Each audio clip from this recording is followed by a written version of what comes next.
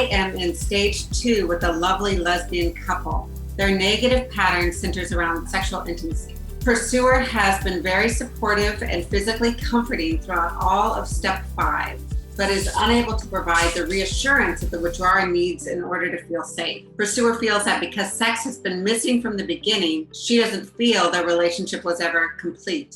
So catch-22, right, Kathryn? I'm stuck because the withdrawer won't re-engage until she has a reassurance that her partner won't leave, but the pursuer can't reassure her until she experiences their relationship as complete with the sexual piece. Half step, quarter step with each partner. So I would need to drop the classic, get the withdrawing partner re-engaged before softening the pursuer. And I would say, wait, I need to help you both take the risk in step 5 to start sharing your vulnerabilities, specifically around being sexual with each other. Of course, you're both vulnerable. This is very risky. This is new. And here we are in this restructuring your bond in therapy. But of course, your fears come alive when we think about being intimate with each other. And I need, in these sessions, I need to make space for each of your fears, have the fears in the sharing of the fears, the exploration of the fears be as mutual as possible, because I hear that the pursuer can't offer clear reassurance, but it doesn't mean the pursuer doesn't have to risk.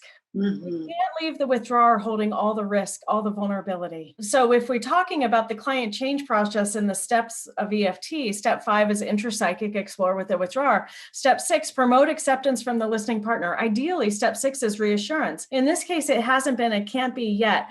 And so we can work on the blocks to reassurance. I haven't had the felt experience. We haven't had this in our relationship before. So how can I reassure her based on a non-experience so far? Well, then let's talk about what you each fear when we think about being intimate with each other again, and go right for the fears, the mutual vulnerabilities, and keep both of them in step 5. The process of both of them being vulnerable on the heels of the other, and that mutual vulnerability will be reassuring in and of itself. If not overt reassurance can be offered, the process of each of them being vulnerable will be some version of reassurance. And so this is when I say it can't be 50-50. Wait for your partner to risk before you risk. Everybody has 100% responsibility to take the risk.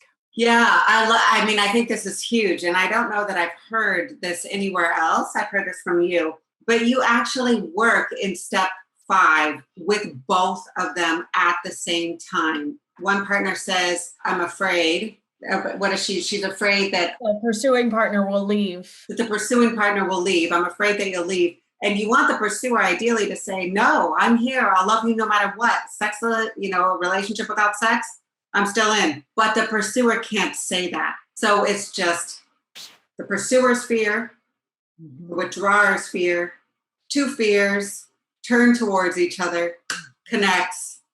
And that is a kind of reassurance. The process becomes one that leaves both feeling more held, more together in it, and therefore more reassured, even though it's not direct reassurance that the withdrawer was hoping for in step 6 with the pursuer. And to add to what you just said, Jen, I'm going to focus the mutual finding of fear around their sex life with each other. Because if we don't go right for those fears that both of them have, I'm going to presume that. They can tell me they don't, but I'm going to presume they both have fears around being intimate with each other.